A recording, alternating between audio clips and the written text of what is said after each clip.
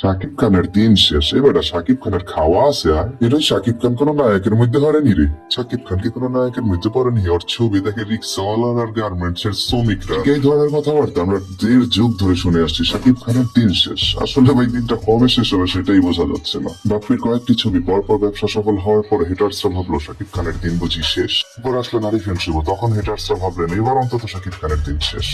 এরপর শাকিব খানকে আটকানোর জন্য নিয়ে আসা হলো ওপার বাংলা থেকে জিতকে। এরপর শাকিব খানের পারিবারিক বিষয়গুলো একের পর এক যখন মিডিয়াতে আসছিল তখন সবাই ধরেই নিয়েছিল এবার অন্তত শাকিব খান শেষ।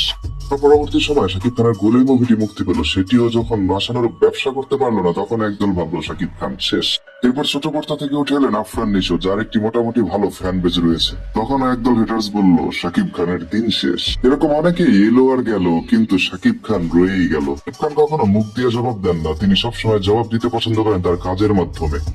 তারা কথায় কথায় বলেন শাকিব খানের দিন শেষ, তাদের লজ্জা হওয়া উচিত। তাদের মনে রাখা উচিত শাকিব খান একদিনে তৈরি হয়নি, 26 বছরের কেরিয়ারও না। সাইড ক্যারেক্টার থেকে মেইন ক্যারেক্টার, মেইন ক্যারেক্টার থেকে সুপারস্টার, সুপারস্টার থেকে আজ তিনি মেগা স্টার।